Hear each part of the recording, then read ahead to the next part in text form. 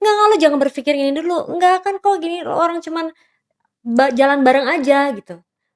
Gue, "Kayaknya enggak deh, enggak, apa lo mau gue negoin lagi sampai di 10? Bisa nih, soalnya, nggak ada apa-apanya uang segitu buat orang ini," gitu. Oke. Karena dia salah satu orang besar di Asia lah intinya gitu. Mmm, Ke diri gue bahwa gue bisa menjalankan hidup dengan lebih baik, terus gue bisa kontrol right. diri gue bisa lebih firm lagi untuk how, eee, apa ya, how I treat myself, how I value myself gitu. Jadi gue musti punya value juga ke diri gue, kalau gue tidak memberikan value ke diri gue, orang lain pun tidak akan memberikan value ke gue. Nikmat banget, damai banget, kayak gue peaceful banget, terus gue ngerasa kayak pendekatan gue sama Tuhan gitu ya, sama Exactly. Allah itu gue jadi lebih kayak, lillahi ta'ala gitu.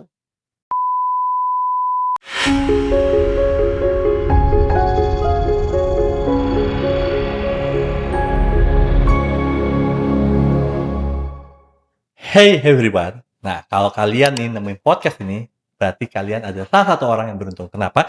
Karena podcast ini satu-satunya di Indonesia yang ngebahas tentang biografi seseorang aktor, artis, influencer, atau orang-orang yang luar biasa lainnya.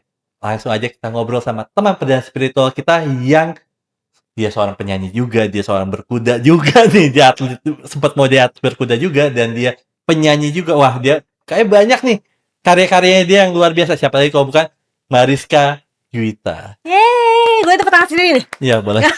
Soalnya gak tepuk tangan. Mana tepuk tangannya nih 1000 orang yang ada di sini? Ya, jadi teman-teman kalau di sini lihat dia heboh gini karena terakhir habis makan gula 2 kilo. Iya, Sugar jadi rush. sugar rush ya? Sugar rush. So, apa kabar? Alhamdulillah baik, sangat baik. Thanks for coming loh ya, lu udah mau datang ke sini. Gue juga thank you banget udah diundang ke sini dan akhirnya bisa ngobrol sama lo yang emang menurut gue, banyak yang mesti kita obrolin bareng Ya, seru banget nih. Tadi secara kita juga ngobrol banyak hal banget tentang mmm, ya tentang kehidupan, tentang apa yang gue lagi ambil saat ini, gue jalanin. Dan abis dari mana sih tadi? tadi dari rumah, gue tuh hari ini spesial banget loh buat ke tempat lo. Jadi gue Aduh hari ini asik ah. mengosongkan Sayang udah jadwal nikah sih. gue.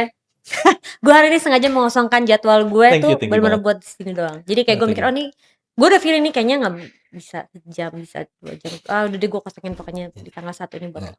sometime yang bikin gue bingung ketika ada manajer artis, manajer yang mengatakan gini ke gue, atau artisnya bilang gini, berapa lama sih kok podcast? Nah, masalahnya kadang-kadang kan kita nggak bisa tahu berapa lama ya, Mmm, karena mhm, tergantung, si elunya sendiri atau narasumber mhm, sendiri bercerita sepanjang apa dalam mhm, satu, mhm, pertanyaan kan. Nah, mhm. itu yang kadang-kadang sometimes gue nggak bisa kontrol. Nah, soalnya awal-awal gue podcast nih, gue pernah nih satu kali podcast itu 2 jam, 2 jam? 2 jam. Berarti lo tayanginnya 2 jam juga? Mau nggak mau.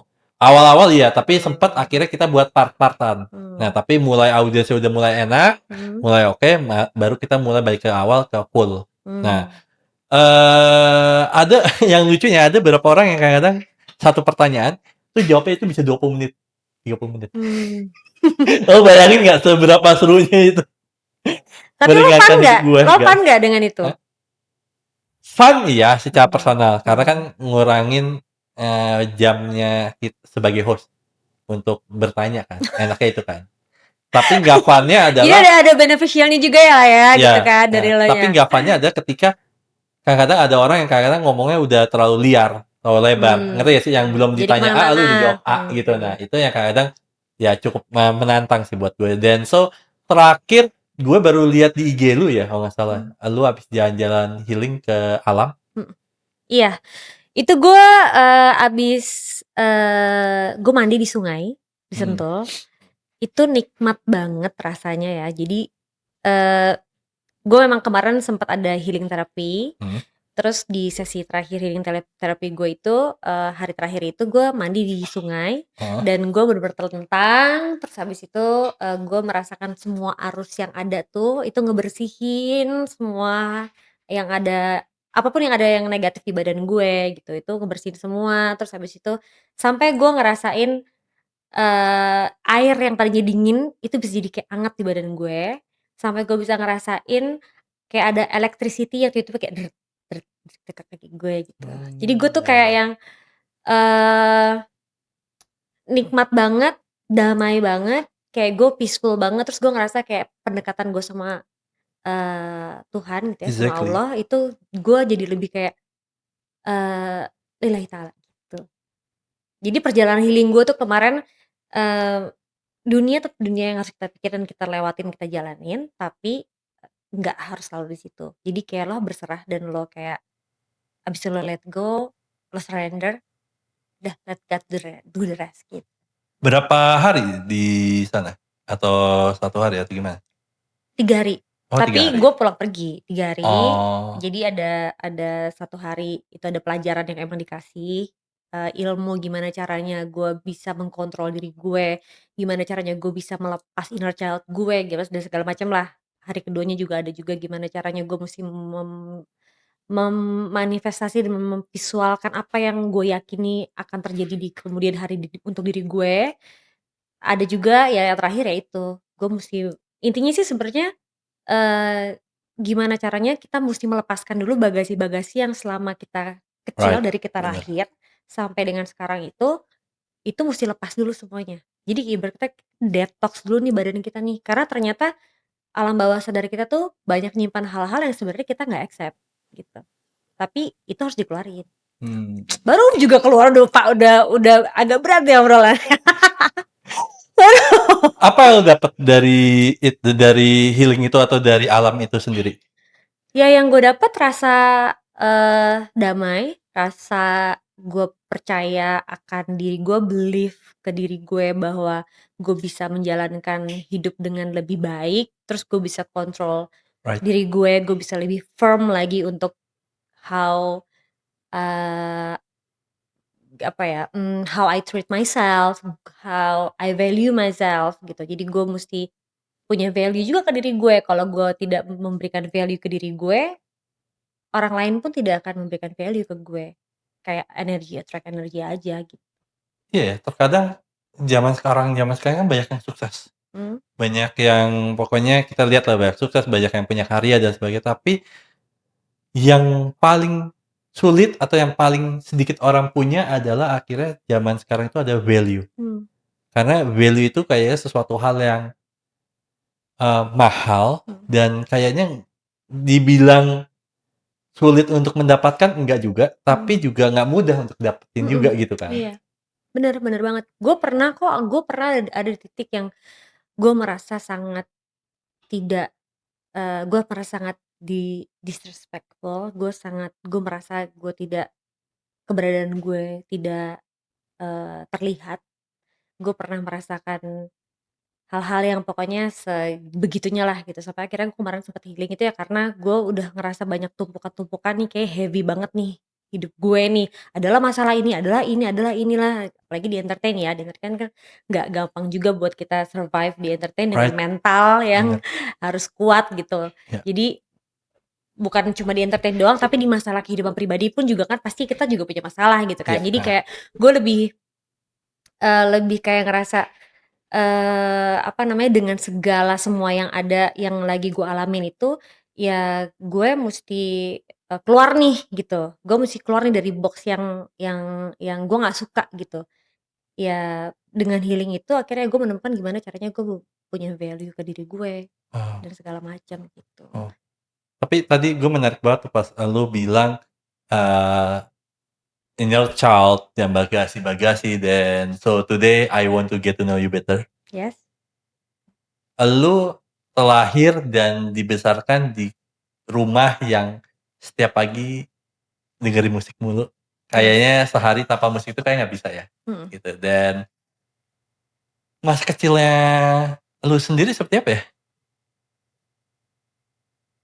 Mariska Juwita kecil itu, anak yang amat sangat riang, amat sangat penuh, apa namanya, penuh pengen tahu segala macem, selalu pengen bisa ini itu, dan selalu kayak, mau mencoba hal-hal yang baru, selalu pengen ikut, ekskul ini, pokoknya aku mau semuanya, aku pengen bisa ini, aku pengen bisa Oke. ini, aku bisa kayak gitu. Itu gue, pada dasarnya gue memang orang yang seperti itu. Nah, eee, tapi gue juga punya, mmm, bagasi dari inner child gue yang di mana, gue hidup dengan rules gitu. Gue hidup dengan rules yang boleh ini, asal ini, boleh ini, asal ini, gitu. Secara langsung kayak transaksional ya? Iya, transaksional. Jadi seperti kayak love itu akhirnya jadi earn. Jadi pada saat gue melakukan sesuatu itu dengan hati gue, baru gue diizinkan, gitu. Oke. Misalnya gue pengen misalnya gue pengen, gue ada tawaran foto di satu majalah gitu ya, waktu gue kecil misalnya. Gue bilang ke nyokap, "Mah, aku pengen gini gini segala macem. Aku mau foto, aku diajak gini." "Nggak boleh, kamu harus ranking 3 besar dulu, Oke. baru kamu boleh gini gini." Itu kan something gue pengen banget gitu. Iya, Ini majalah waktu majalah remaja nomor satu di Indonesia gitu, apa sih dulu boleh tahu nggak? nggak usah disebut lah. Oh, Nah, oke. terus udah gitu, gue kayak, ini gue pengen banget gitu loh, maksudnya gue tiba-tiba gue dikontak untuk gue, apa namanya, foto di situ gitu. Kasihlah gue kesempatan gitu kan, itu nggak dikasih sama nyokap gue, kecuali lo, apa namanya, kasih dulu lo ranking lo 3 besar di, apa namanya, sekarang ini gitu. Terus udah gitu, akhirnya gue achieve itu. Jadi setelah gue achieve, baru gue telepon lagi ke si, ke orangnya itu, gue bilang, "Mbak, aku udah bisa mulai foto nih di sini." Akhirnya gue foto. Nah, dengan kayaknya kalau lu cerita tadi kan bahwa, everything yang lu mau lakukan itu atau yang lu inginkan banget itu kayak memang lu musti ngelakuin sesuatu pertama, Mmm, yang kedua kayaknya sorry ya, gue ngelihatnya kayak agak memang berat dan pressure banget di momen itu ya. iya, karena kan, gimana sih lo anak umur masih berapa tahun gitu ya, maksudnya dia masih masih kecil lah gitu ya, tapi udah kayak, "Nanti kalau udah gini, kalau udah kamu harus gini ya, kamu harus jadi perempuan yang begini ya, kamu harus jadi perempuan yang begini ya, kamu harus gini, kamu harus gini, kamu harus gini, kamu harus gini." Jadi gue udah dididik dengan, jadi gue udah kayak robot yang harus dijalanin dari pada saat gue kecil gitu.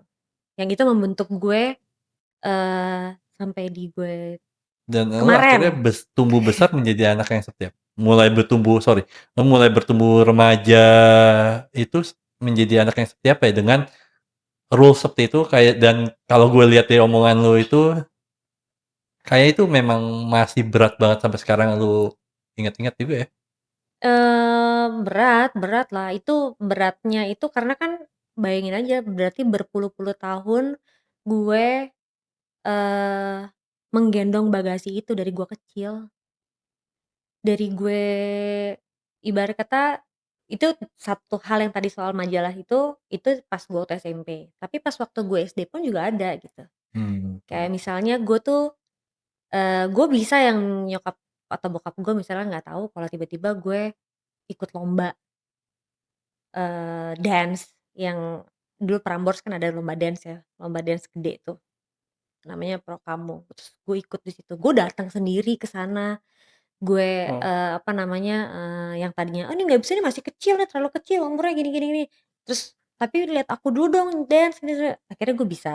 Terus habis itu akhirnya gue bisa jadi juara satu gitu, dan di keluarga gue nggak ada gitu yang menuntun gue untuk, "Lo, ini ya, apa namanya, ikut lomba ini ya, ini." Entar tiba-tiba gue tinggal ngasih tahu nyokap gue, "Mah, aku mau, apa namanya, mau, ada pertunjukan balet," misalnya gitu, di, tim gitu. Entar tiba-tiba, "Mah, aku ada, pertunjukan, apa namanya, jaipong," gitu, "Di mana?" Gitu, "Di Taman Mini," gitu. Jadi banyak hal-hal yang gue melakukan semuanya itu tuh emang dari rasa ingin tahu gue, dari rasa gue kepengen bisa, dan dari orang-orang sekitar yang gue ngelihat, "Ih temen gue balet nih, gue juga pengen deh. Ih ini nih," gitu. Jadi semua tuh gue sendiri, Mmm, I see I see. gitu. Mmm,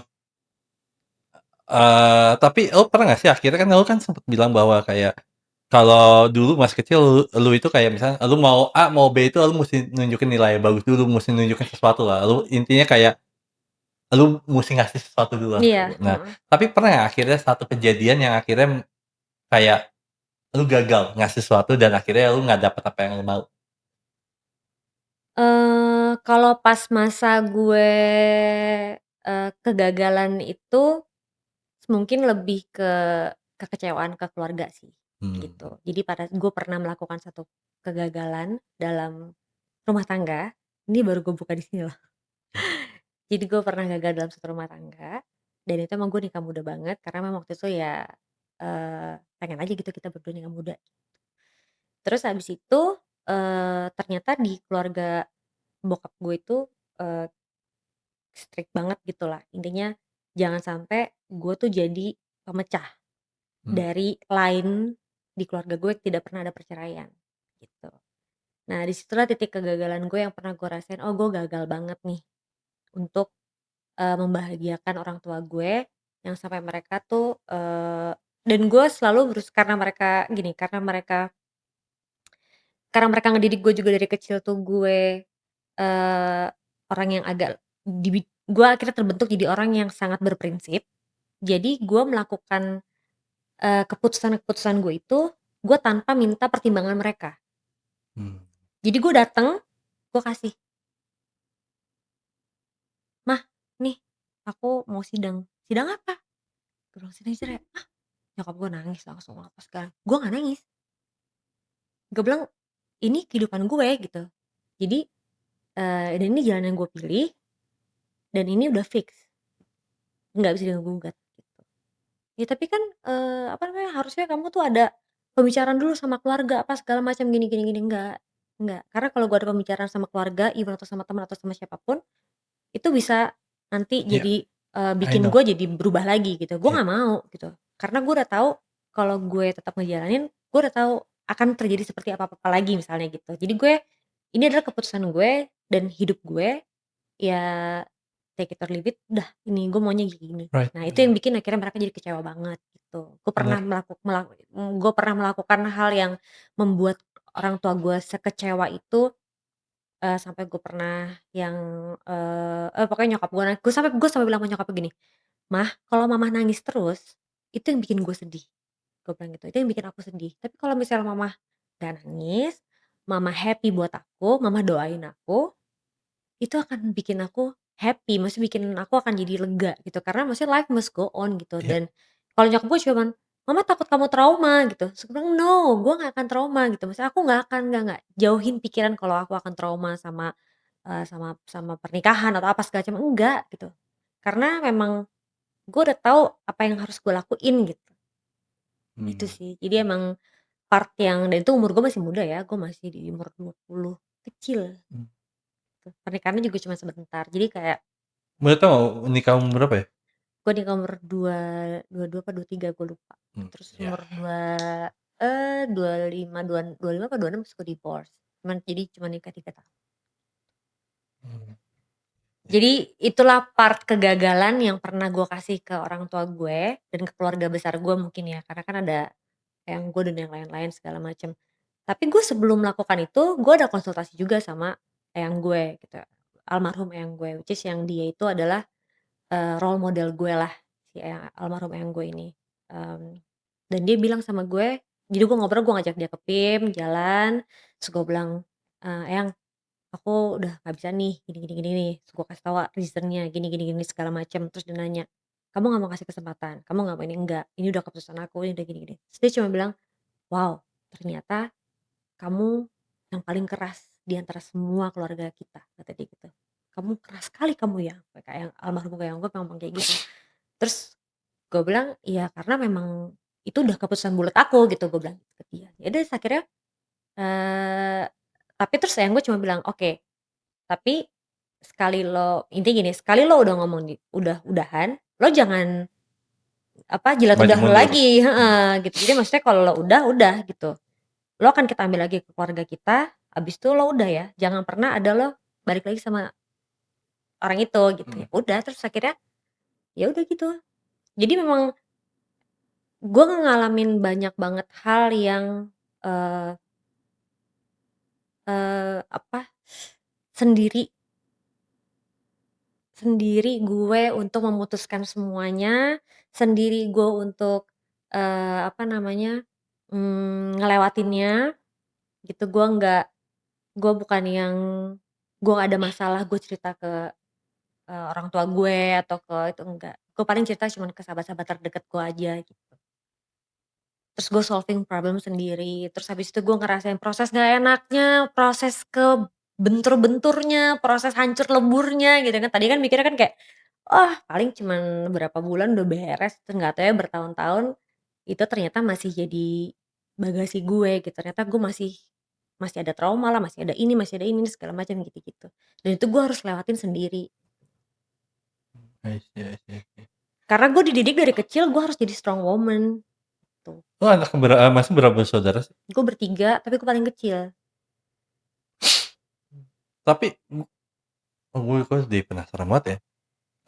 3 bersaudara, lu anak yang paling kecil tapi kakak lu sendiri, eee kedua orang tua lu cara didiknya seperti apa ya? Kalau ke kakak-kakak gue agak beda, tapi kalau ke gue lebih lebih keras sih. Sorry, kakak lu laki-laki atau perempuan laki? Atau gimana? Laki, yang satu laki, yang satu perempuan, Oke. gitu. Jadi ada beberapa hal yang karena kita anak paling kecil, kadang kan kita suka ngeliat nih, oh ada part yang, oh kalau kayak gini akibatnya jadi begini ya, Iya, oh kalau begini akibatnya jadi gini ya, gitu. Oh jadi gue nggak boleh gini nih, gini, kayak gitu. Makanya kenapa gue dari kecil tuh gue dididik, ya itu, dididik by rules. Jadi kayak gue dari umur gue 6 tahun atau 7 tahun gitu kali mungkin, gue udah kayak didoktrin terus yang, "Nanti kalau jadi ini harus gini ya, kamu harus gini, kamu harus jadi perempuan yang begini, kamu harus jadi gini, harus gini harus gini." Itu terus loh, tau nggak? Jadi bener-bener itu terus yang harus gue hadepin, yang harus gue jaga, buat, gimana gue ngikutin rules yang memang keluarga gue kasih gitu, biar supaya ya gue, menuhin apa yang mereka mau gitu loh. Dari gue kecil, bener-bener dari gue umur 6 atau 7 tahun lah gitu. Jadi pas waktu gue kemarin healing, gue musti ketemu sama si inner child gue, si Mariska kecil ini. Jadi pas gue lagi visual itu, gue melihat diri gue itu lagi jongkok, pakai baju denim gitu, mhm. terus lagi kayak main kapur gitu, sendirian. Terus gue disuruh peluk, ya gue peluk. Terus gue say sorry, "Maaf ya kalau dari umur segini kamu udah banyak yang maksudnya lo udah heavy gitu loh." Itu hasil dari healing gue kemarin. Mmm, Kan lo kan tadi ada nanya gue soal yang healing itu kan, iya, iya. gitu. Wow, gue penasaran deh, mungkin gue tarik ke belakang sedikit dulu deh. Mmm, Gue penasaran, kejadian apa yang ngebentuk lu, yang akhirnya, kejadian ini ngebentuk lu untuk lu melihat, kehidupan ini di masa kecil, ada kejadian apa? kejadian kalau kejadian mungkin kejadian ya, eee, kejadian-kejadian pas waktu gue kecil gue melihat orang tua gue berantem misalnya, terus gue ngelihat misalnya, permasalahan-permasalahan dari kakak-kakak gue, terus, dari lingkungan sekitar gue orangnya agak observan juga gitu, Agak apa, sorry? agak observan Oh, oke. gitu. Jadi gue tuh tipikalnya tuh, gue suka ngeliat, "Oh ini tuh kalau kayak gini tuh hasilnya tuh begini ya," gitu gitu. Mmm, Gue nggak deh gitu, gue takut ah, itu gue nggak mau ngelakuin ini kayak gitu. Itu di masa kecil gue ya. Jadi kita kan ada yang di masa inner child, ada masa remaja, terus iya, iya, ada masa in present right. present sekarang ini gitu kan. Nah, tapi ternyata ya dari kayak misalnya gue ada hal-hal juga misalnya, yang di present sekarang itu, misalnya gue ngerasa tiba-tiba gue ada, kok gue ngerasa gue tuh, tidak diapresiasi dengan baik ya gitu. Nggak diapain? Misalnya gue ngerasa gue tidak diapresiasi dengan baik ya gitu. Iya, Padahal gue tuh begini gini gini misalnya gitu. mhm, Kok gue merasa gini, pokoknya ada perasaan-perasaan yang gue tuh, nggak terima, perasaan gue nggak suka gitu, perasaan yang menurut gue, it's not supposed to be like this gitu loh, iya, gitu. Gue perasaan tidak apa namanya, gue perasaan tidak bervalue lah iya. gitu. Nah itu, kejadian-kejadian itu pun juga, ternyata ya memang, eee, balik lagi ke inner child gue yang dulu, karena ketakutan gue gitu. Lo paham nggak maksud gue? Paham Karena paham paham. ketakutan, jadi gue balik lagi ke inner child gue, yang gue dengan by rules, terus gue takut Iya, untuk gue nggak bisa achieve, jadi gue kayak gue meragukan diri gue suka cemas misal atau apa segala macam, karena gue kan harus dididik gue harus gini gini gini. Nah, itu tuh kebawa sampai sekarang, jadi akhirnya gue menarik energi-energi orang-orang yang tidak, eee, melihat keberadaan gue sesul se se sesungguhnya atau iya, melihat keberadaan seutuh itu ya. seutuhnya gitu Mhm. maksudnya. Luka atau trauma apa yang diam-diam sampai detik ini lu masih bawa ke momen sekarang? Alhamdulillahnya kalau untuk soal, luka dan trauma itu gue udah rilis kemarin ya pas yang Mhm, di healing session gue itu, mhm, healing terapi gue. Tapi ada luka sama trauma, ya itu luka yang paling berat adalah, mmm, gue kehilangan kakek gue, yang di mana dulu gue sempet tinggal sama dia, yang di mana dia role model gue, yang di mana dia itu, eee, gue ngerasa dia orang yang amat sangat mencintai dan menyayangi gue. Terus, pada saat dia nggak ada, gue tiba-tiba lost. Gue ngerasa, "Gue gimana nih? Gue nggak ada Eyang, gue gimana nih? Gue gimana nih? Gue musti kalau gue musti ke siapa nih?" Gitu. iya, Gue kayak lepas pegangan gitu. iya, Itu salah satu trauma yang kayak, eee, m yang bikin gue akhirnya, gue nggak bisa bergantung sama manusia nih kalau kayak gini. Karena gue ada rasa ketergantungan sama eyang gue, gitu. Gue nggak boleh nih, gimana caranya? Wow, itu gue langsung nge-flip otak gue, gimana caranya gue nggak boleh bergantung sama manusia, siapa pun itu. Gue pokoknya nggak boleh, gue harus ngelakuin step apa setelah ini gitu. Kalau gue ngelakuin hal-hal yang harus gue lakuin tapi misalnya nggak ada eyang gue masih tetap bisa jalan gitu. Jadi banyak hal-hal yang pada saat eyang gue nggak ada tuh, gue ngerasa kayak, "Mati deh, eyang gue nggak ada, mati juga nih gue," kayak gitu. dan, panggilnya apa? Kakek atau Eyang. eyang? Dan eyang ini, bisa diomongin bahwa beliau yang salah satu orang, mungkin salah satunya orang ya, Mhm, koreksi gue kalau gue salah, mhm. salah satu orang yang mungkin sangat berjasa di dunia bermusik lo ya, karena, ada salah satu musik lo yang sebenarnya ngambil dari Dari eyang gue. iya, heeh, Nah, itu jadi, pas gue kehilangan eyang gue sampai di titik yang, apa ya yang bisa gue kasih nih gitu. Pas eyang nggak ada nih, gue ngerasa gue belum belum bisa balas budi ke dia gitu.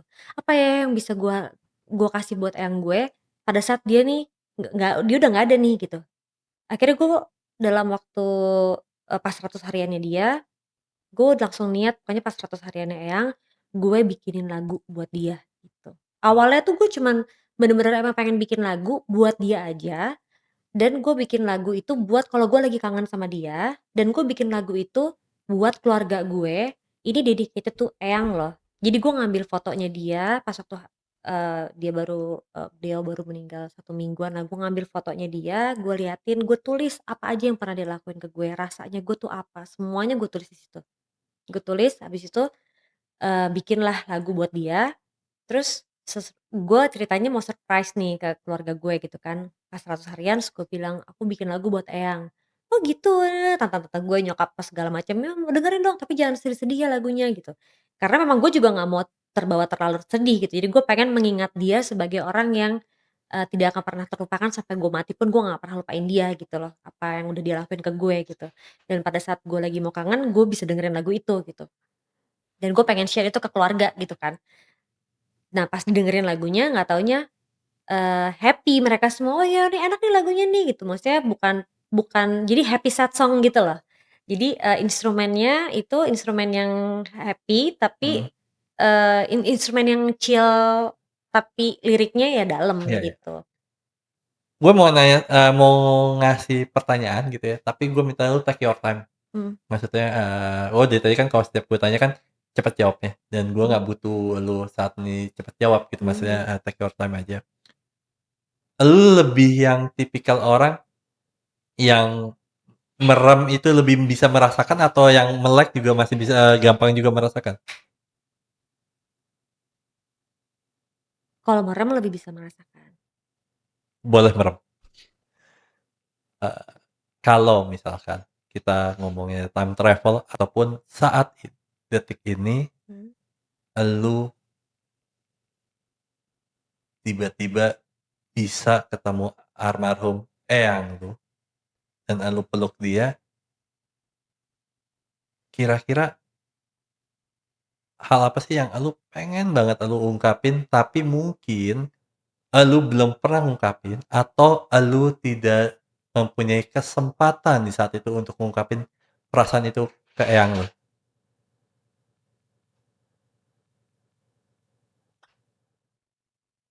Take your time, boleh jawab pelan-pelan aja.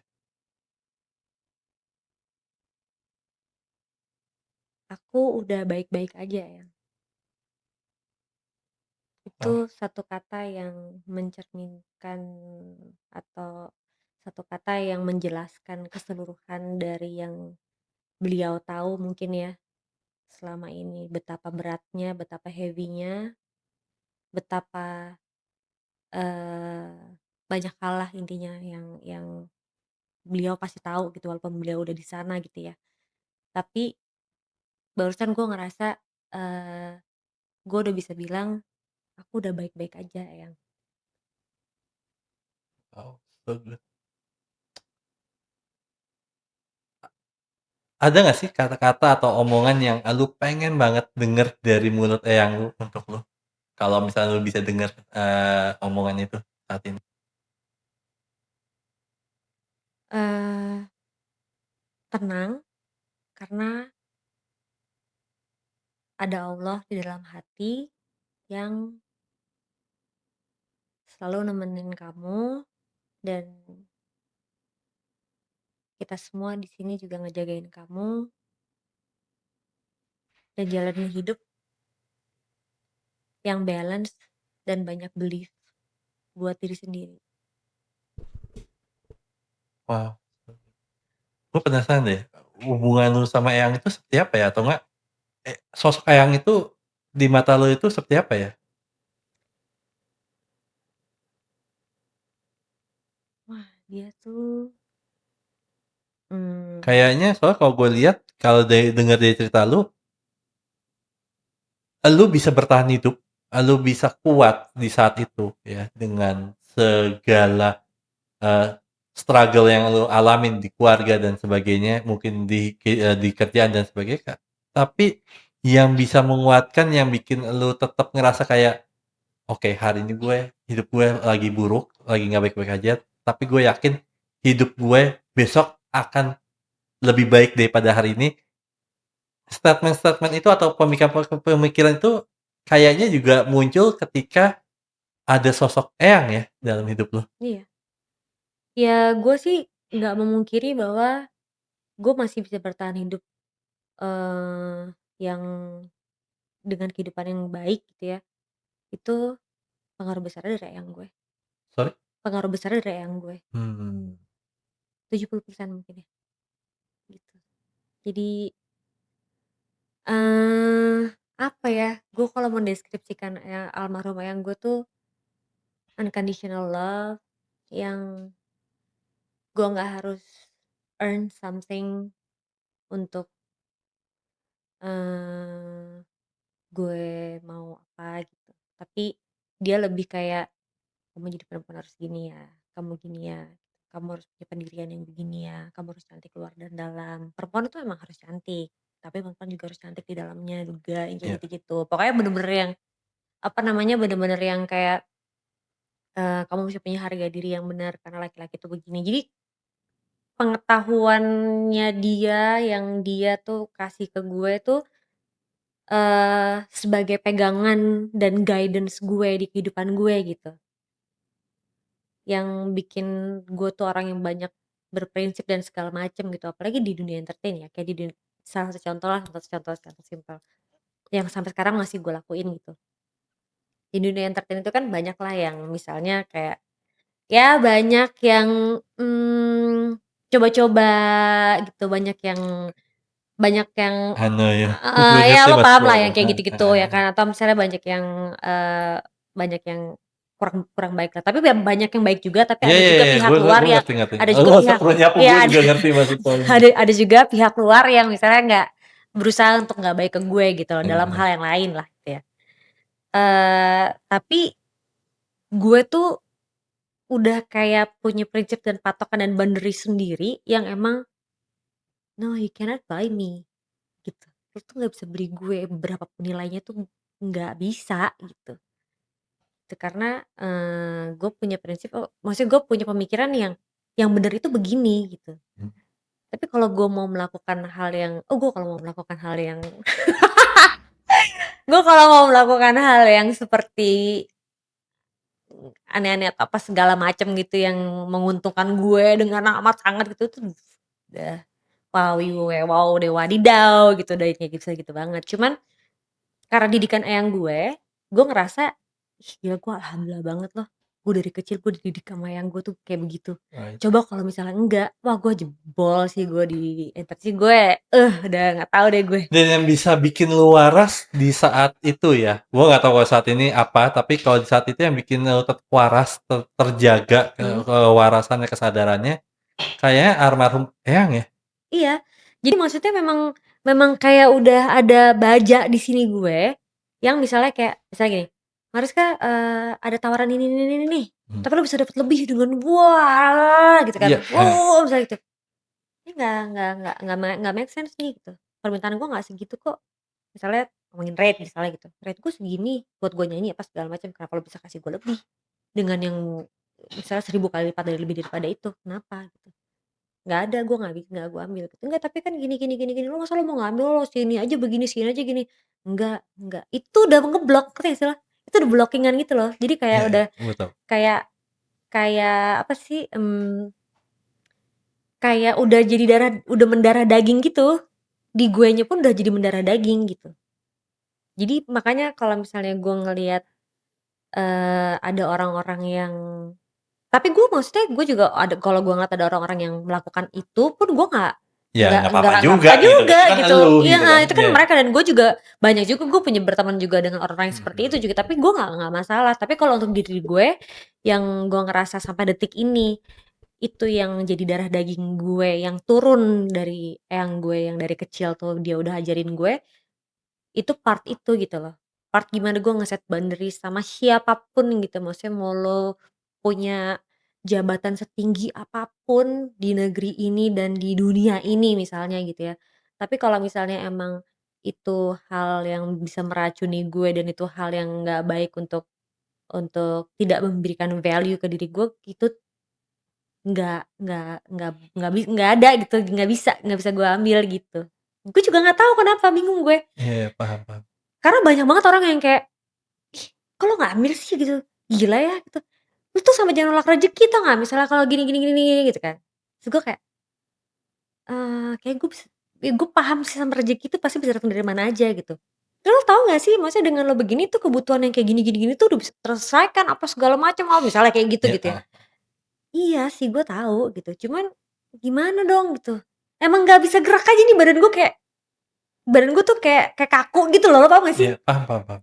Dan gue juga sampai sekarang gue juga nggak ngerti itu kenapa. Ya karena memang ada, gue percaya sih, ketika mulut kita nggak bisa menolak gitu ya, Mmm, tapi badan kita bisa menolak.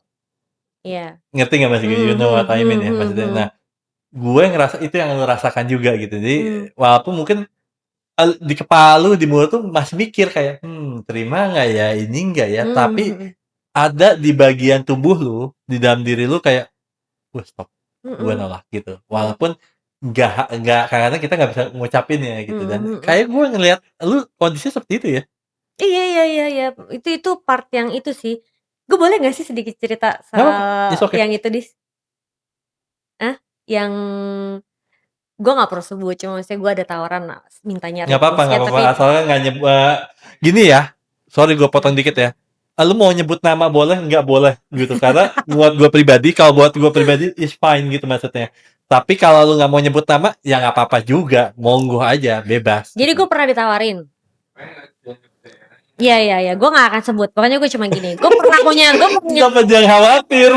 Enggak, gue intinya gini. Gue pernah punya satu pengalaman. Apa? Jadi Mas kan nyanyi adalah gue mesti keluar negeri. Oh, luar negeri. Luar negeri. Kayak gue masih di Indonesia juga nggak ya? Indonesia juga ada. Oh, Cuma oke. maksud gue ini Berarti ada 2 nih ya, ada ceritanya. dua. Ceritanya 2. Atau Gue ada ceritain satu aja Oh, lah oke, gitu. oke. Gue nggak cerita semuanya. Satu Oke. aja udah ini nih. Jadi gini, gue pernah nyanyi gitu kan, nyanyi ada di luar negeri. Terus oke, terus gue bilang gue perlu bawa player gue semua apa segala macam gitu kan, tim gue gini-gini. Nggak apa-apa lo sama tim lo, tapi player nanti dari sana aja gini-gini. Nah, dah oke, ya udah. Terus gue udah kasih rate gue dong, rate luar negeri sekian. Oh ya udah aman. Terus habis itu dia menawarkan 5 miliar. Wah. Terus lo mau nggak? Abis lo nyanyi, makan aja. Terus ya bareng aja sama tim lo makan. Terus besoknya lo flight ke luar negeri lain lagi pakai PJ-nya. Pakai Terus apa? pakai PJ, pakai private jet-nya. Oke. Terus lo balik ke Indonesia, lo bisa bawa duit 5M. Gue bilang, kok dimintanya cuman berapa ya? Kok tiba-tiba kok tiba-tiba kok Kok ada udah nol kok ada ini itu. Enggak, kok Ada tiba-tiba ini itu. kok tiba-tiba kok nilainya jadi gede banget gitu kan. Terus gue bilang, apaan sih? Gue bilang ini pasti nggak mungkin, ini kan gue malah pikir gue gini-gini. Pokoknya gue udah ngomong kayak gitu deh.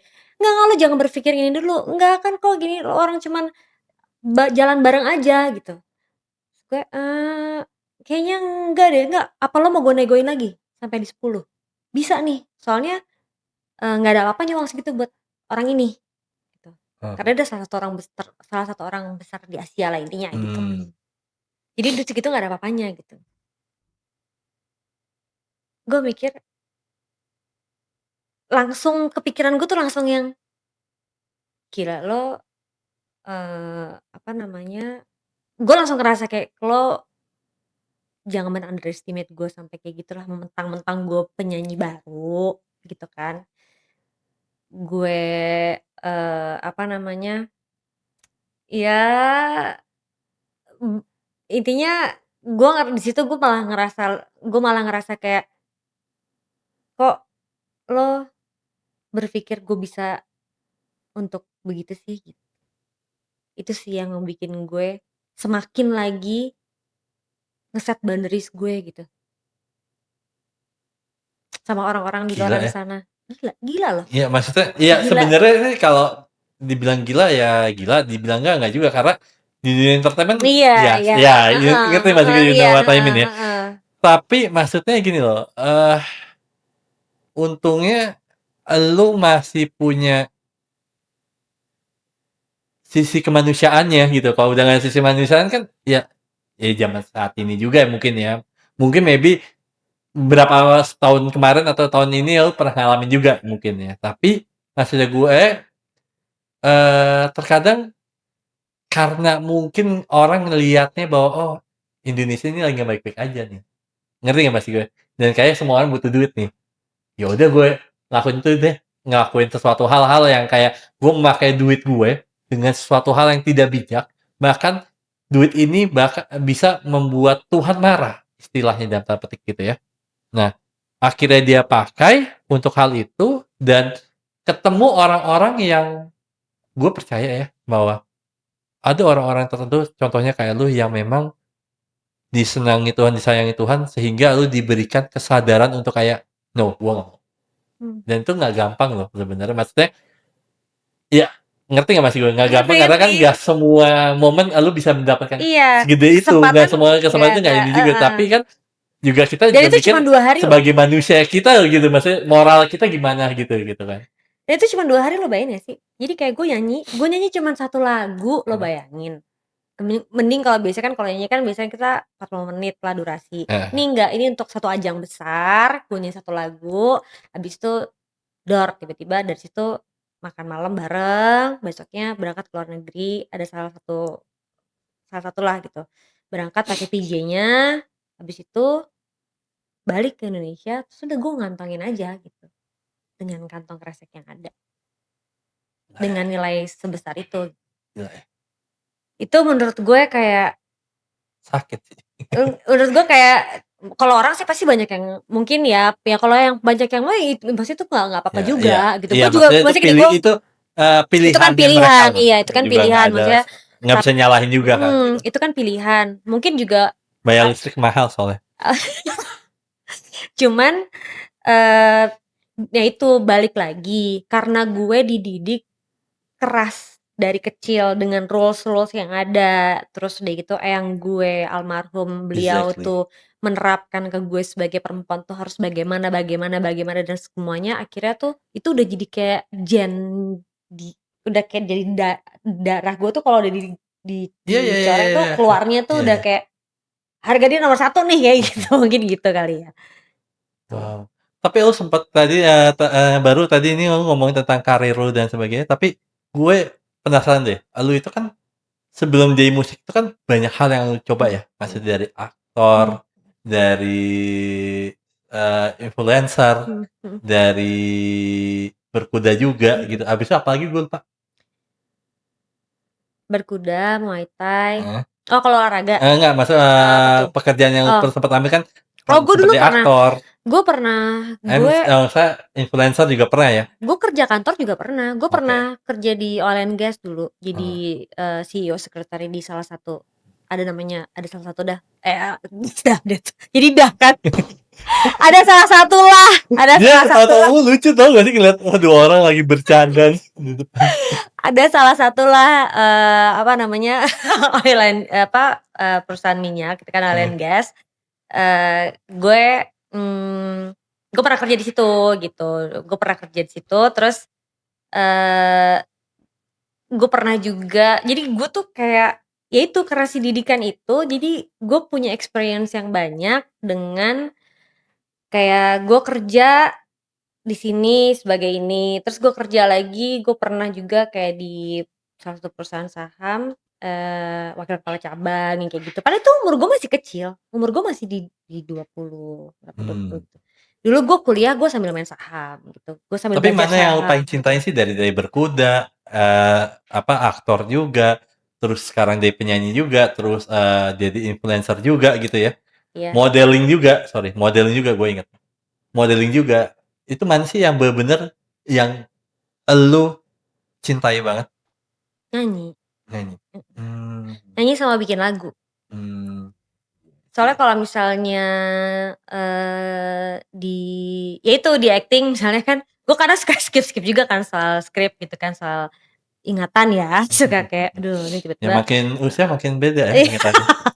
jadi makanya makanya apa namanya, tapi kalau misalnya kayak di nyanyi, Mhm, karena gue juga nulis lagu sendiri heeh, kan, heeh. jadi, eee, rasanya tuh gue lebih kayak punya anak gitu, Mmm. kayak anak sendiri gitu. Sebelum ke nyanyi, gue penasaran deh, lu sempet jadi, belajar berkuda Mhm, dan sempat mau jadi atlet. pengen banget waktu Nah, itu. apa sih yang lu senengi dari berkuda gitu? Apa yang lu seneng, apa yang lu dapat dari berkuda itu apa sih?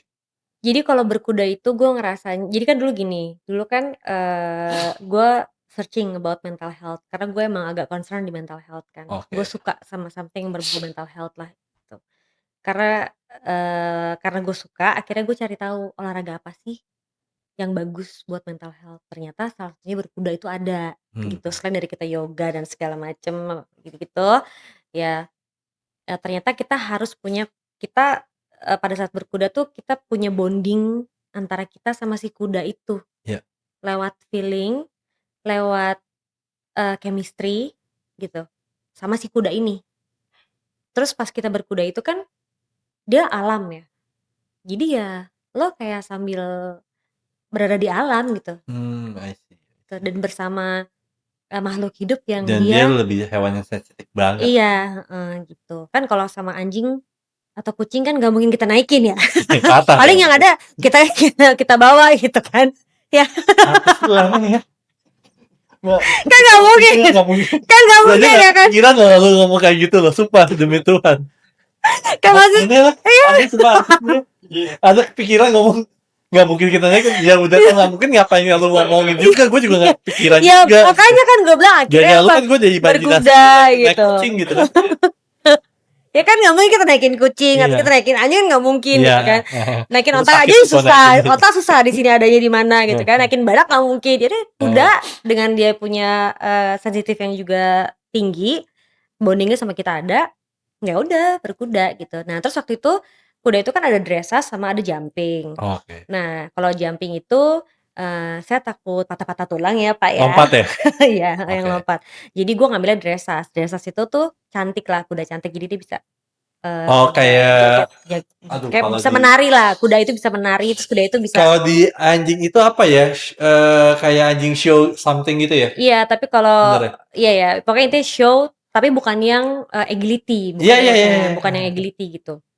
Udah terus gue, nah waktu itu kan yang ngewakilin Indonesia buat ASEAN itu kan Ibu Larasati. Nah, gue tuh dulu kayak, "Duh, gue pengen banget deh gitu mewakili Indonesia," gitu kan, sebagai atlet berkuda yang dressage gitu. Karena gue ngeliat di umurnya yang udah lumayan aja, dia masih bisa mewakili Indonesia gitu, masih bisa berprestasi buat Indonesia gitu. Jadi gue kayak, wah ada jiwa kebangsaan juga gitu rasanya. Nggak taunya Tuhan berkata lain, ya kan. Gue harus operasi besar yang gue tidak bisa berkuda selama setahun. Boleh tau nggak apa? Soalnya gue penasaran banget loh. Soalnya kan pas gue baca nih biodata lu kemarin malam gitu ya, lu berkuda gitu dan akhirnya lu berhenti berkuda. Sempat sekarang masih berkuda nggak? Enggak ya? Enggak, Nggak kan, lu berhenti berkuda. Dan ini yang bikin gue penasaran, kenapa lu yang tadi lu suka banget berkuda dan bahkan lu mau jadi atlet gitu ya, tiba-tiba berhenti karena lu baru bilang kan lu karena sakit operasi. Boleh tau nggak sih? Gue tuh ada miom. Oh, oke. Jadi miomnya itu ada di dinding rahim. Mhm. Kan ini rahim nih misalnya ya, ini rahim nih. Miomnya bukan ada di sini, bukan, tapi kan ada di rahim itu ada dinding. Iya, Nah, dia tuh ada di dalam dinding nih, sini nih, sini, gitu. Jadi gue operasinya itu waktu itu kalau nggak salah 6 jam. 6 jam gue operasi, itu jadi udah kan kalau orang sesar, ngeluarin bayi kan buka, ambil bayinya, udah tutup. Kalau gue enggak, buka, ambil, buka, ambil, buka, ambil. Karena ada 5 waktu itu. Kecil-kecil tapi ada 5, tapi di dinding rahim gitu. Nah, proses buat healing-nya itu karena luka dalamnya banyak dan luka di luarnya juga musti kering banget, gue nggak mungkin dong berkuda gitu kan. 6 bulan gue tunggu, ternyata masih nggak enak. Ya udah sampai setahun, akhirnya udah sampai sekarang. Nah, terjadinya lagu dan akhirnya gue kenapa bermusik itu ya sebenarnya tuh dari situ. Jadi pas gue jadi bulan Januari gue operasi, bulan Februari itu, pokoknya sebulan setelah itu deh, eyang gue meninggal. Nah dari situ gue drop banget rasanya. Karena satu sisi gue kan biasanya aktif, gue nggak aktif, gue nggak bisa ngapa-ngapain, gue jalan mesti pelan-pelan, gue mesti ini, wah pokoknya ribet banget deh. Iya, Terus satu sisi lagi gue dalam kondisi yang berduka gitu kan. Akhirnya gue ngapain ya, akhirnya gue bikin lagu. Wow. Nah, akhirnya lu menjadi penyanyi dan sekarang kurang lebih udah 4 years, 4 tahun? 3. Hah? 3. Oh 3 tahun, udah 3 tahun dan di perjalanan suka dukanya lu jadi di dunia musik ini seperti apa ya? Gue pengen ketawa dulu, berarti agak banyak sukanya apa banyak dukanya nih kalau ketawanya gitu? Coba. Dukanya sih sebenarnya. Enggak, gue gak mau nyebut kayak gitu. Enggak, dia saya mancing duluan kan. Gue ikutin aja lu. Enggak, gue gak mau ngomong kayak gitu. Itu kan maksudnya Gue gak akan nyapu yang ini benefit bodo amat. Enggak gue cut bodo amat.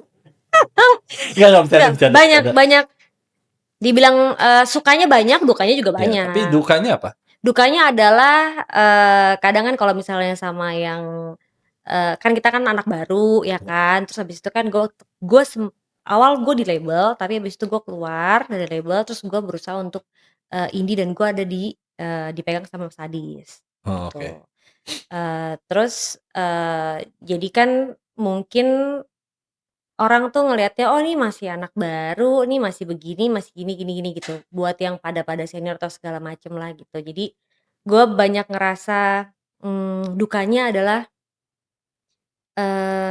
yang seharusnya gue ngerasa gue diapresiasi atas, apa yang udah gue lakuin misalnya gitu ya, atau enggak gue diapresiasi atas apa yang udah gue create misalnya, tapi ternyata tidak sampai segitunya.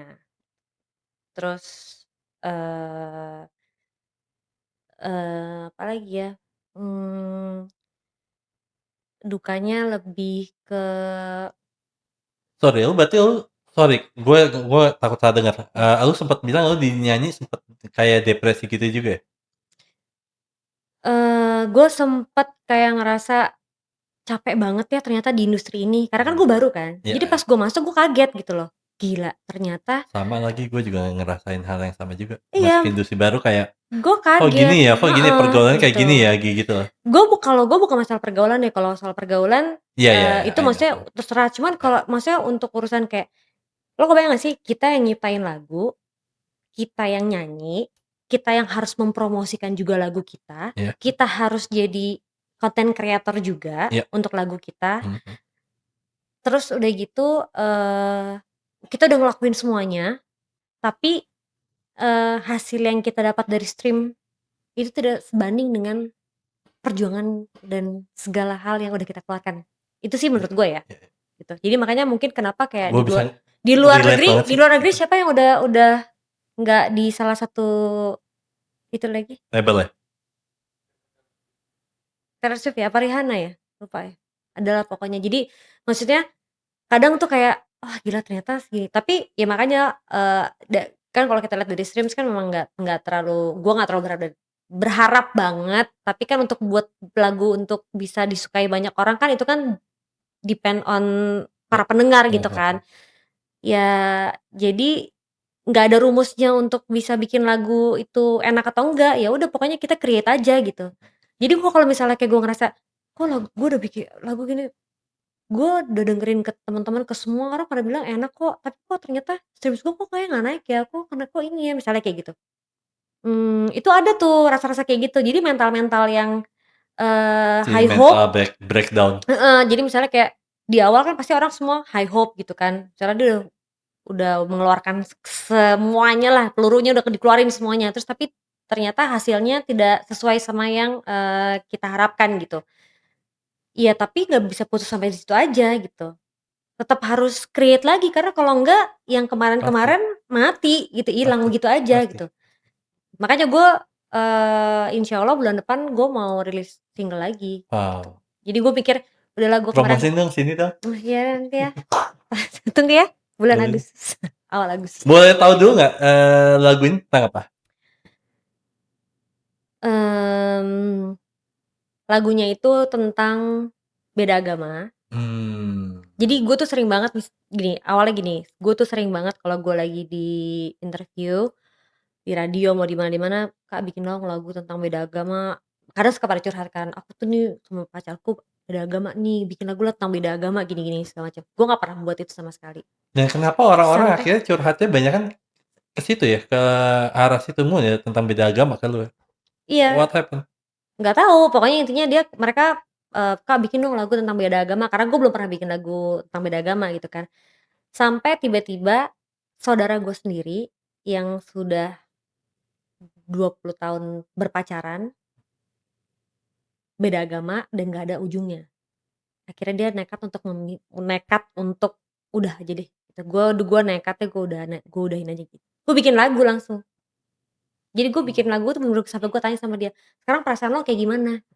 Gue detail banget sampai gue, "Oh perasaan gue gini gini." "Oh terus sekarang kejadiannya, "Lo lagi kayak gimana?" Gitu kan. "Iya kemarin dia masih begini gini gini gini." "Oh gini." Udah gue tulis puzzling, terus jadi lagu I see I see I see. gitu. Dan akhirnya akhirnya apa sih yang membuat lo akhirnya kayak, "Oke, gue mau bertahan nih di dunia musik nih," gitu. Padahal lu udah sempet kayak give up?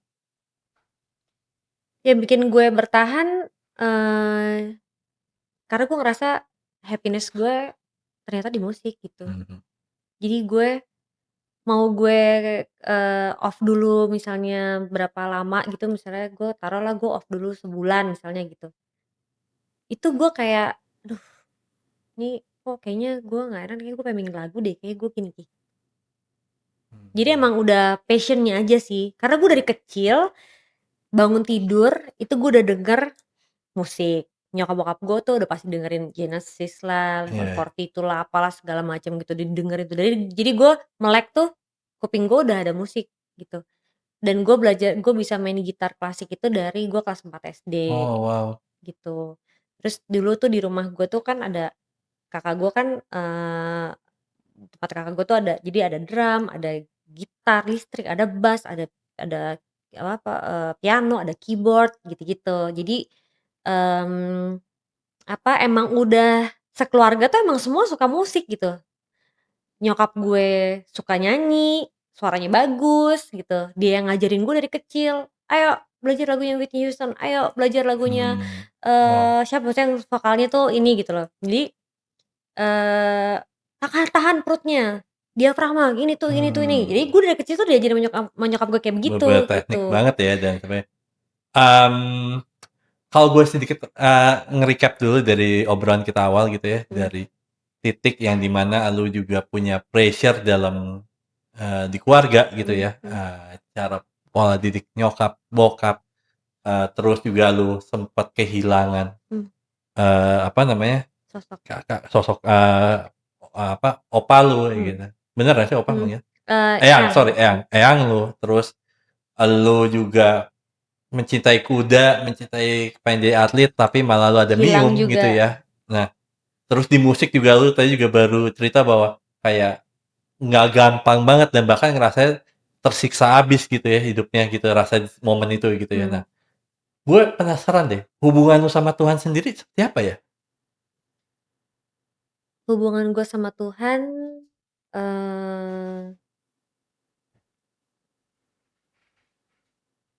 Tuhan tuh banyak kasih gue keyakinan sih, gitu. Gue ngerasa, gue ngerasa dilindungin, gue ngerasa setiap kali ada keputusasaan yang datang di diri gue, itu, tiba-tiba Allah kasih keajaiban buat gue, gitu. Jadi Mmm. misalnya kayak, gue lagi capek nih di musik gini gini segala macam, tiba-tiba gue dapet calling-an, gue disuruh jadi opening-nya All for One di Indonesia. Which is itu di mana yang gue baru, setahun apa 2 tahun gitu gue di musik, gitu. I see. Terus, banyak banyak banyak hal lah gitu sampai sampai kadang tuh Adis aja ngomong sama gue, "Lo tuh orang yang amat amat sangat beruntung sebenarnya di musik," gitu. Karena nggak semua orang yang baru di berapa tahun di musik, seumur jagung kayak gue gini di musik, tapi lo tuh udah bisa begini begini begini begini begini, lo udah punya karya ini, lo bikin lagu sendiri gini, lo sebagai komposer, lo sebagai ini, lo ini gitu. Terus, pada saat off air juga lo udah bisa masuk ke off air yang ini, ke ini nih gitu. Jadi sampai, gua aja dia kan juga band-nya juga lumayan jadi ngomongin orang, ngomongin si Adis nih, saudaranya di sini. "Coba kamera tolong, zoom." Boleh dong kita ketawa dikit ya kan, Nggak biar nggak apa-apa terlalu sih seru sebenarnya, banget ya kan? mau lu aja sih, Nah, gue biar nggak ngikutin terlalu kayak, aja. wah serius banget gitu ya, zoom Enggak, dia udah mulai dikit. kayak, "Aduh gue mau ngomongnya lebih dalam lagi nih." Kebongkar semuanya guys, gitu kan. Gitu. Jadi, apa namanya, banyak banyak ya dia bilang, gua aja yang maksudnya kita aja, gua aja band gua aja dulu yang, lagunya sehits tuh. Dia kan menciptakan lagu yang sangat hits ya. Jadi nanti gue ceritain habis kita selesai ini lagunya apa. Terus habis itu aja kita nggak pernah ada di posisi yang lo waktu Mmm. ada di posisi itulah intinya. Jadi dia kayak jadi banyak sih bukan cuma dia doang gitu. Jadi ada, kan gue di album pertama kan gue juga bareng sama Jawa kan, Jawa basisnya Malik. Itu kan emang teman lama gue gitu. Nah Mmm, dia tapi yang emang dari awal tuh, "Ayolah lo nyanyilah, ayolah lo bikin lagu lah," awalnya dia kayak mhm gitu. mhm Makanya pas gue waktu, balik lagi nih, gue pas waktu gue mau bikin lagu buat almarhum eyang gue, lagu pertama gue itu, gue telepon Jawa langsung, "Wak nih kayaknya gue mau bikin lagu," gue bilang gitu. Buat mmm, almarhum eyang gue gini, wow, gas lah gas," bikinlah, habis itu bikinlah lagu kedua, bikin lagu ketiga, bikinlah terus gitu. Tapi dia udah ngomong sama gue cuman takut lo patah hati sama musik, gue nggak mau lo patah hati sama musik, gue nggak mau lo patah hati sama karya lo di musik gitu. mhm Jadi itu doang yang gue takutin, dia selalu ngomong gitu sama gue. Jadi gue harus ngejaga gimana caranya lo jangan sampai patah hati di musik, gitu. Kan banyak orang yang kayak, "Ah udahlah capek banget ya di musik, gue udah gini, mana nih, coba kalau misalnya kayak kerjaan yang lain atau apa segala macam itu lebih gampang gini," misalnya kayak gitu. "Tapi kalau di musik nih gila sih gini segala macam," misalnya. mhm Ya itu, memang terjadi gitu, mhm tapi kalau lo balik lagi ngomong, gimana kedekatan gue sama Allah dan segala macam, ya gue ngerasa banyak hal yang gue udah merasa putus asa dan gue ngerasa kayak gue pengen stop di musik, tiba-tiba keajaiban datang lagi gitu loh. Tiba-tiba Tuhan kasih gue hal yang besar di musik yang, banyak orang yang nggak dapetin kayak gitu. wow, so Gitu, good. mhm. Kalau misalkan saat ini gitu ya, eee, kisah hidup lu dijadikan sebuah lagu, judulnya apa dan, ceritanya tentang apa? Detik ini ya Ya, detik ini ya, iya, judulnya apa? mhm. Judulnya Rebirth. Kisahnya tentang apa? Kisahnya tentang, eee, diri gue yang baru yang, sudah sangat lebih ringan, lebih damai, lebih baik dan nikmat. So good. Mungkin 2 pertanyaan terakhir yang gue penasaran banget adalah, eee, wah ini menarik bahwa bukan 2 pertanyaan, 1 pertanyaan terakhir deh, one day elu Mmm, udah pensiun nanti atau udah nggak ada nanti, mmm. pengen dikenal sebagai apa dan dikenal sebagai apa dan dikenang seperti apa? Kalau udah mungkin pensiun atau meninggal nanti. Gue pengen dikenal sebagai Mariska yang menciptakan lagu ini, yang dikenang lagunya bermanfaat buat orang-orang yang ngedengerin, yang bisa jadi healing buat mereka juga, bisa jadi happiness buat mereka juga. Intinya, buat gue hidup itu harus bermanfaat. Jadi pada saat gue hidup gue tidak bermanfaat itu menurut gue nggak ada artinya gue dalam hidup, gitu. Mhm, Jadi kalau misalnya gue sampai one day gue meninggal, gue pengen banyak hal yang bisa banyak hal yang sudah gue lakuin itu bermanfaat buat orang lain, eee, yang, walaupun gue udah nggak ada, tapi manfaat itu masih ada gitu loh buat yang lain gitu. Salah satunya ya mungkin gue punya karya, gue punya lagu, yang bisa dikenang terus walaupun gue udah nggak ada gitu. mhm, Seperti banyaknya para musisi-musisi legend yang almarhum yang emang sampai sekarang lagunya masih menyentuh di kita dan right. lagunya masih jadi motivasi buat kita dan segala macam gitu-gitu. Itu di karya musik ya, tapi kalau misalnya di part lain ya gue pengen jadi orang yang bermanfaat aja. Jadi misalnya contohnya seperti balik lagi kayak ke eyang gue, beliau udah nggak ada, tapi sampai detik ini, eee grip-nya dia tuh masih ada di gue gitu loh, Mmm, manfaat yang dia kasih ke gue itu tuh masih apa, hal-hal yang dia kasih ke gue tuh masih bermanfaat banget di gue gitu. masih berguna dan masih Masih hidup berguna dalam tanda heeh, petik. gitu. Dan mungkin gini, banyak orang-orang di luar sana yang saat ini lagi sedang mengalami rasa kehilangan. Mmm, Nah, kasih tips dong bener-bener terakhir, kasih tips dong untuk bagaimana mereka saat ini lagi merasakan kehilangan, gimana sih caranya untuk mereka bisa bangkit dan mungkin apa yang mesti mereka lakukan sih kalau di saat-saat saat ini tuh bener-bener kayak, "Oh gue lagi kehilangan banget nih dalam hidupnya." Boleh kasih Tipsnya, kalau yang lagi grieving, lagi berduka atau lagi ngerasa kehilangan apapun itu yang berbau percintaan, putus, divorce atau misalnya pokoknya intinya kehilangan,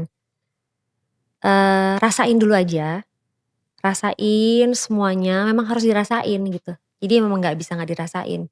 Rasain, terus let go, harus bisa let go, harus bisa surrender, harus bisa, eee percaya dan yakin memang itu udah jalan dari Allah atau jalan dari Tuhan yang emang, harus kita hadapin, dan tetap move on dengan positive thinking yang lebih lagi untuk kita bisa bangkit, untuk jadi orang yang lebih baik, untuk jadi orang yang akhirnya bisa, eee, lebih bijaksana buat, mengatur emosi kita dan mengkontrol diri kita untuk tidak terlalu berlarut dalam kesedihan dan sadar gitu bahwa memang kehilangan itu kan pasti ada, nggak mungkin orang nggak akan kehilangan tuh nggak mungkin, kita aja akan hilang someday gitu.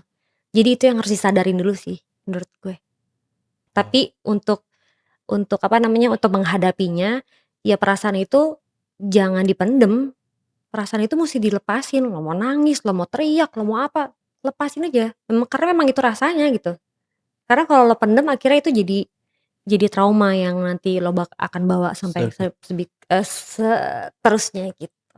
Jadi ya itu sih, semoga Nah, semuanya sehat-sehat dan semoga semuanya pada wow baik-baik aja. wow, thanks, sekali lagi thanks for coming, Sama-sama, thank you banget Mariska. gue juga, Ya dan obrolannya hari enak ini banget. gue dapat banyak hal ilmu dari lu ataupun dari obrolan kita bahwa ketika kita punya luka, luka ini jangan dijadikan sebuah sekedar dijadikan sebuah kayak halangan, tapi malah bisa menjadikan kita menjadi sesuatu. Pertama. Iya, Kedua bahwa, yang bertahan itu gini, kalau orang kena luka atau orang merasa kehilangan, yang bertahan itu yang bukan yang sembuh yang bertahan, tapi orang yang benar-benar bisa bertahan dan bisa memaafkan dirinya atau memaafkan keadaan apapun. mhm, Mungkin, dari orang lain terhadap kita atau kita iya, terhadap diri kita sendiri dan kayaknya itu yang gue dapat iya, pelajaran terbesar dari lu sih. iya, exactly. Da Ya emang harus harus gitu sih soalnya, kalau enggak lo yang akan rugi dengan diri lo Right. sendiri gitu, kita akan rugi dengan diri kita sendiri kalau misalnya kita nggak ngelepas rasa emosi dan semuanya tapi udah, abis itu kayak kayak satu bubble yang kayak, "Udah gue lepas ya, dah." Jadi badan lo akan ringan gitu loh. Lo ketemu sama orang lagi, orang orang yang nyakitin lo misalnya, terus lo ketemu lagi sama orang yang nyakitin lo itu, lo nggak akan ngerasa kayak ada dendam lagi, nggak ada. Lo kan kayak, "Oh karena gue udah ngebuang lo Iya iya. dari energi negatif lo di gue," gitu, dari bubbling gue, gitu. Dan rasa kehilangan rasa sakit, rasa kebencian itu jangan malah dibuang tapi harus kalau di mindfulness ada disadari dan jangan dijadikan musuh, tapi Iya, jadikan teman dalam arti kayak kadang-kadang kan kita ramah itu kan kalau kita ramah sama diri kita ketika kita baik sama mhm, diri kita ataupun kita mendapatkan achievement sesuatu. mmm, Tapi kadang-kadang yang ramah yang paling terbaik adalah yang paling benar menurut gua adalah ketika kita lagi terjatuh sih.